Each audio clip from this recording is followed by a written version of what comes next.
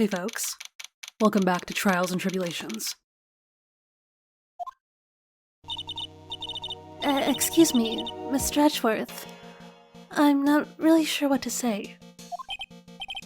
Iris, we only have 20 minutes. There are two things which I need to ask you before we reconvene. Alright, I'll help you any way I can. First, about that night. You didn't really go to the inner temple, correct? The last witness claims to have met and talked with you in the training hall.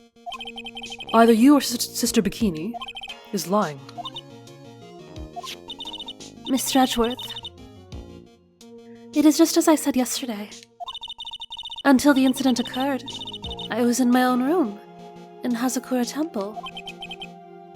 Very well. The second thing, then. That night.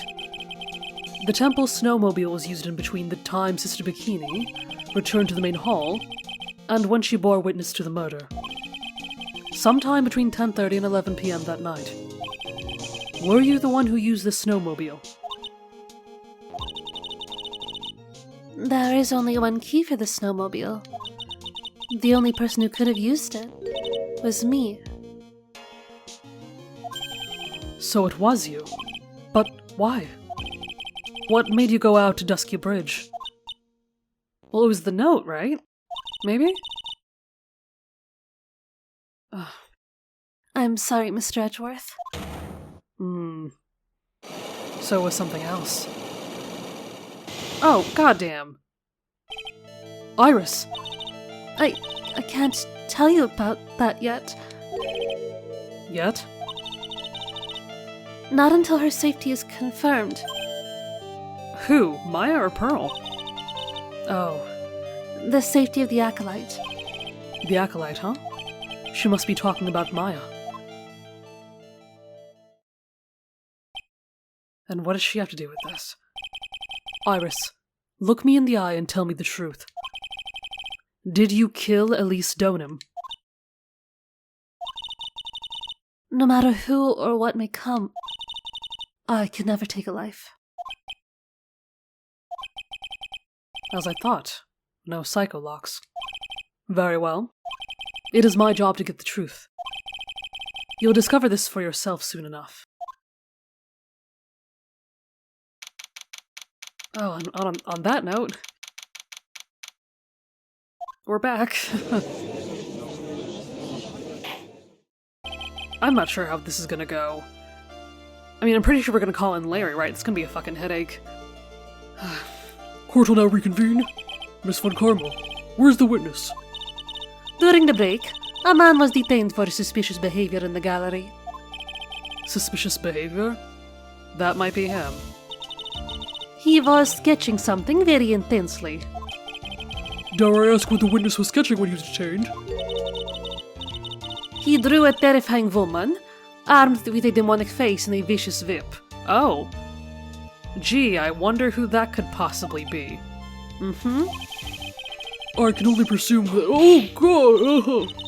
Anyway, it's time to drag this pathetic excuse for an artist before the court.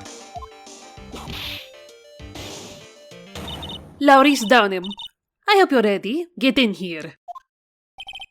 It would seem that the whip is going to see plenty more of use today. Oh, hi.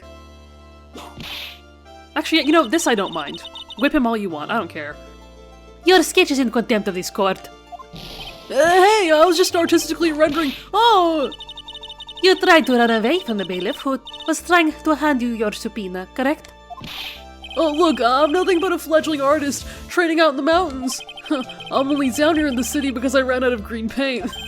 Well, to use the technical term for the color, Viridian. Larry.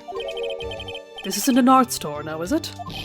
I know, I graduated junior high, okay? Look, art is all about working in the fields, isn't it?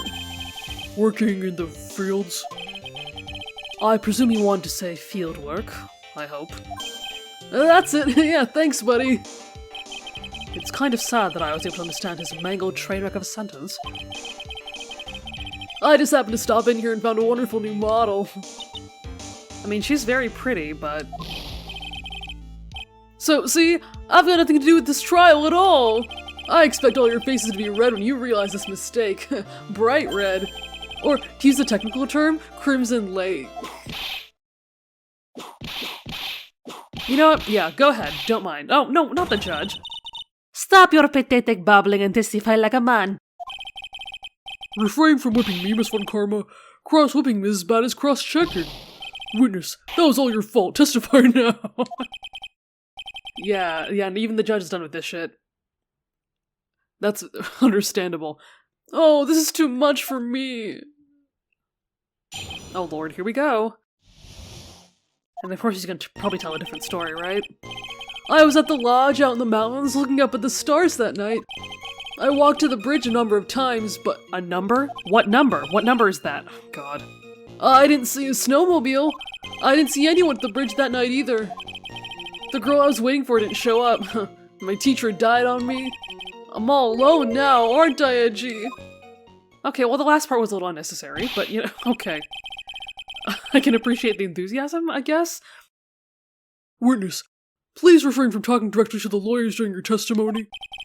I'm just a nobody. Nothing but a small, worthless man, aren't I?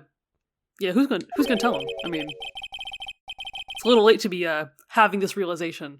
You know, I think that personally. And why wasn't I asked for my name and occupation or anything else? Mr. Edgeworth, this man seems to have quite a severe inferiority complex. Uh-huh. He's recently been the cause of numerous incidents. I think he's finally realized for himself just how much of a nuisance he has been to other people. Damn. Yeah, that's right. I'm behind everything, every case. Watch out, okay? Just touching me will make you eternally unhappy. Oh, yeah. I kind of sense that. Well then, let us proceed with cross-examination. With no touching, thank you. We can delve into the other details at a later time. Right. Okay, I want to ask about that one thing. Lodge out in the mountains looking up at the stars at night. Okay. Walked the bridge a number of times. Literally how many times and when? A number of times? How many? Maybe, 5 times? I went once every 20 minutes. Which means you spent almost 2 hours at Heavenly Hall that night. You bet! Real love is about waiting with your heart in your hands. Love you, sir. It was this man's intention to summon the defendant to the small shack. Using this blackmail letter. Blackmail? No, that was simply a product of overflowing love. Oh! You huffy-puffy, loosey-goosey, excuse for a whimpering, whining voice of a witness. That's right, get his ass. See, Franny gets it. God, I miss her so much. So, what'd you see? I hope for your sake you saw a snowmobile. You huffy-puffy, loosey-goosey excuse for a whimpering, whining wuss of a witness. Oh, well, you see, okay. Okay, so that was basically nothing. Cool, Wait, that's a lie. You saw Phoenix. What? You didn't meet anyone? That's right, because I've got nothing to do with this. I'm just here to buy some Viridian paint, okay? Come on! I expect to see those Crimson Lake faces now. It would appear that simply pressing him isn't going to be okay. Yeah, I get it. Indeed. Yeah.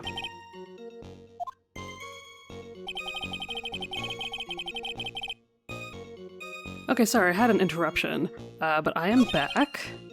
So that did nothing, right? What we just did?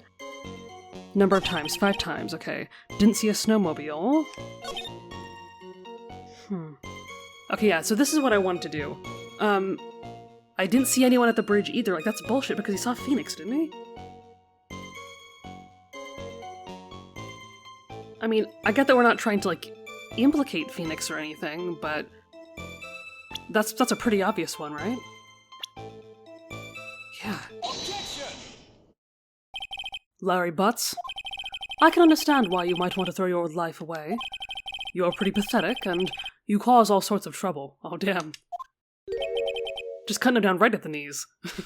I'm sorry. But, having realized just how much of a nuisance you have been, that could be considered a step in the right direction. Edgy, are you trying to console me? No. It certainly doesn't sound that way to me. However, I cannot forgive you for simply turning away from the incidents you create. Oh, you're totally pinning this on me. Now then, let's talk about the night of the murder. Sister Bikini, after seeing the murder take place, asked Phoenix Wright to report it. Thus, he headed for the public phone by the bridge. There, he happened across a certain nefarious individual. You, Larry Butts? That's right, me in the flesh. Listen carefully, witness. It doesn't matter if you change your name. So long as you remain pretty pathetic, you will continue to cause these incidents. Damn! The reality will not change. But what do you want me to do then? Larry, what you need to change is your inner self. But for now, yeah, this is not therapy. Which he desperately needs, by the way. What you saw that night? Testifying truthfully about this one issue is all I need from you. Edgy, I think I've finally woken up. Yeah, let's see how true that is. Yeah. Well, I guess I could still be sleeping, but anyway, I'll do it. I'll testify.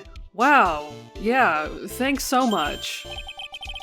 Well, I'm not sure this will go especially well. Yeah, me neither. My thoughts exactly. God damn.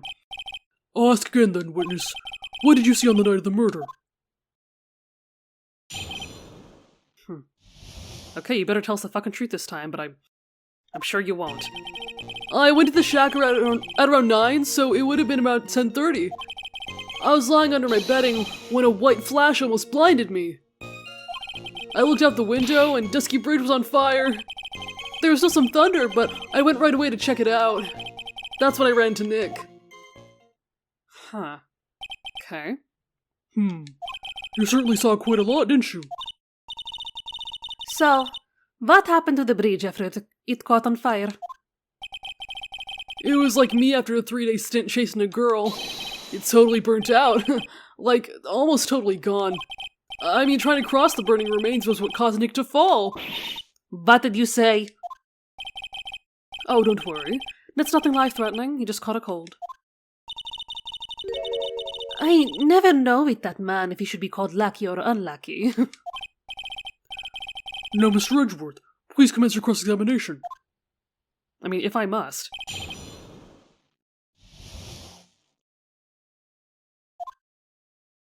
Okay.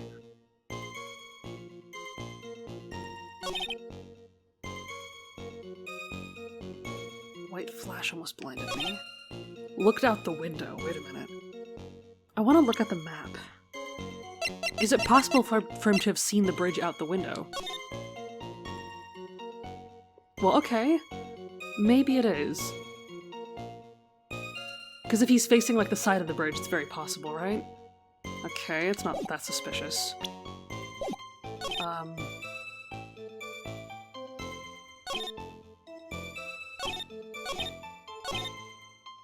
I guess the white flash is...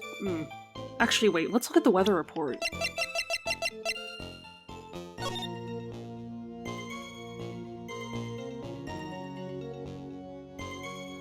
Okay, so he said it was about 10:30, and the lightning struck at 10:45, so that actually is kind of accurate. Maybe, right?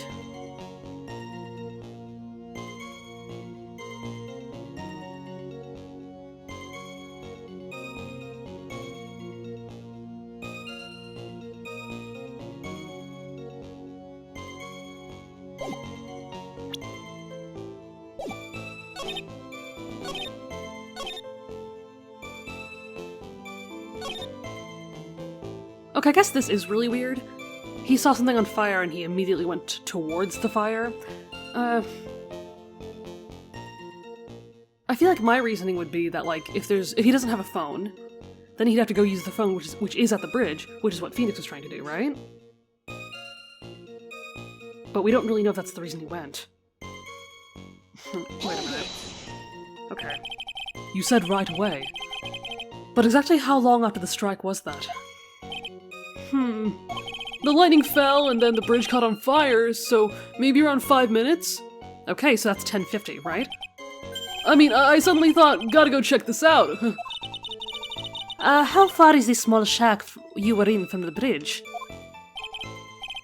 Hold on, well, it had pretty much stopped snowing. I guess around a 5-minute walk? Okay, so 10:55? And how did Dusky Bridge look when you got there? Like I had recovered a piece of my childhood. I mean, not even the bonfires kids make during school at camping trips can compare. Well...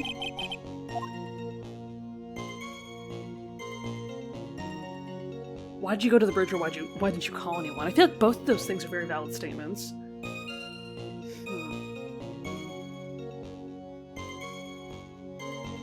Well, actually, yeah, there is a phone right there, so why didn't he call anyone? Because I guess he was trying to answer this already, even though it wasn't a very good answer. Yeah. Wait a minute, there's a phone right there. Larry, let me ask you one thing. What is it, Edgy? What's with the serious face? Why didn't you call anyone else? Huh? What do you mean? Normally, when faced with a towering inferno, one would try and tell someone. There is a public phone right by Dusky Bridge, correct? Well, of course I thought of doing that. So then, let's hear why you didn't. Huh? Oh, okay. My reason? It isn't that I didn't try to tell anyone, I just didn't have time to, okay? Oh, okay. Arrived at the bridge, should have a minute later.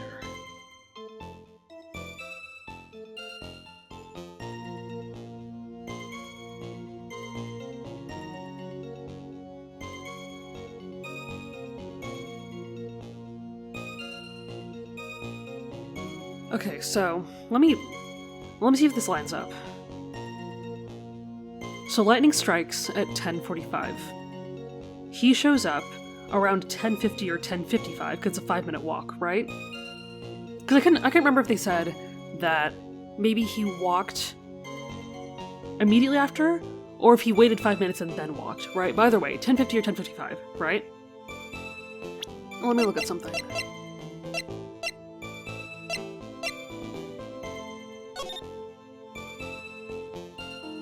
Okay, that would make sense. That tracks so far. Or, no, wait, that's not what I wanted to do.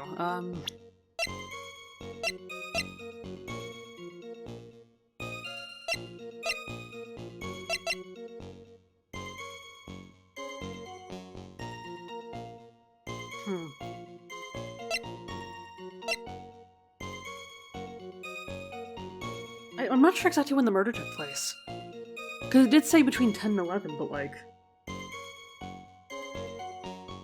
Was it at 11 or was it before 11?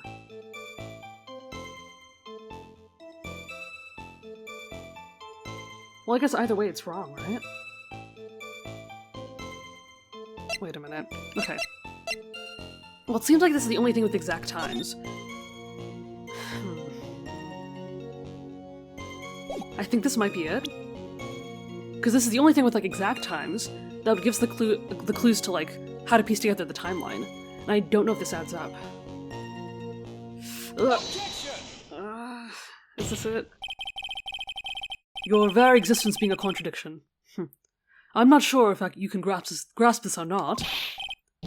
What the heck, Edgy? You make me sound like some sort of alien. But your testimony is conclusively contradictory. The problem here is time. I've never been the best timekeeper, you know. 3 minutes after Billy leaves on foot, you follow him on your bicycle. How long does it take for you to catch up with him? Terrible at those. This is much more simple. You saw the lightning strike Dusky Bridge, and immediately went to see what had happened. Is this correct? Yeah, well, I wasted about 5 minutes first, but more or less. Okay, that's what I thought, right? So lightning strikes at 10:45. He wastes about 5 minutes, that's 10:50. So he leaves at 10:50, he arrives at 10:55. Right? I have the weather data from the night of the murder here. According to this, the lightning fell at 10:45. You say it takes less than 5 minutes from the shack to Dusky Bridge. Meaning, You probably got there around 11 p.m. That all sounds about right, I guess. And then Nick showed up and did his falling act. That is impossible. Oh. What do you mean? 11 p.m. is when the murder occurred at Hazakura Temple. Okay, so we do know that it's 11 p.m. exactly then. Thus, Wright was still there in the courtyard. There's no way that Larry could have encountered him at Dusky Bridge at that time. Oh. Yeah. If it was exactly at 11, then he would have had to make his way over there. Before he fell. Yeah. Excuse me, I have an objection. You do? Edgy, how many times do I have to say this? I'm not Larry, I'm Larissa Donham. It has not been proven that the murder occurred at 11 p.m. The sister only said around 11. In which case, it could have been earlier than that. Watch your footing there, Miss Franziska von Karma. The slope ahead is slippery. For there's no way that Wright could have been at Dusky Bridge at 11 p.m. And why not? It is clearly written here in the weather data report. Oh, that's right. It took around 30 minutes for the bridge to burn out. Therefore, the bridge must have been burning until at least 11:15. Which means what exactly? Wright did not see the bridge while it was being consumed by the flames that night. In fact, he did not arrive on the scene until after the flames had died down. Larry, you arrived at the bridge at 11 p.m., but Wright did not make it there until at least 11:15. I suggest you stop hiding things and tell us the whole truth. Now then, what happened during these missing 15 minutes? Oh, I feel like I just got brutally woken up by toilet splashback. Ew, what the fuck? I guess I was still sleeping. I don't even know what planet he is on right now. Oh! So, there was a missing 15 minutes prior to meeting Phoenix Wright. I hardly see that as much of a problem. Yeah, not much of a problem at all. Well, what? Really? The bridge is burning before your eyes and there's a phone right next to it. Why then did you not report the accident? Yes, witness. Why didn't you? Oh no. Were you there to simply watch the bridge burn? Did he have something to do with it? And therein lies the problem. For even after the bridge had burnt out, he was still there. Staring into space. This witness didn't even attempt to fulfill his civic duty. That's what it sounds like. Huh, but this is Larry we're talking about, and even he is incapable of being so stupid. Which means there has to be a reason for his inaction. Wait, did he, I don't want to say he planned this, but was he, using the fire to his advantage in some way? What the hell, Larry? Edgy. I think it's about time I got serious with you, dude. Just as I thought. You've been playing with us all this time. Listen, I'm gonna tell you everything. Are you sure you want to hear it all? Yeah, I've been sure for the past, few episodes, man. Yes? I may really say it this time. Everything. God, just get on with it. Then say it! Very well. I have a terribly bad feeling about this, however. Let's have the witness finally give the whole truth. Now, for this 15-minute gap, what were you doing, witness? And as much as I would love to finally find out, I think I'm going to save this for the next episode. Because this is going to be good. I want to be, fully ready to take this all in. So anyway, thank you so much for watching, and I will see you in the next one.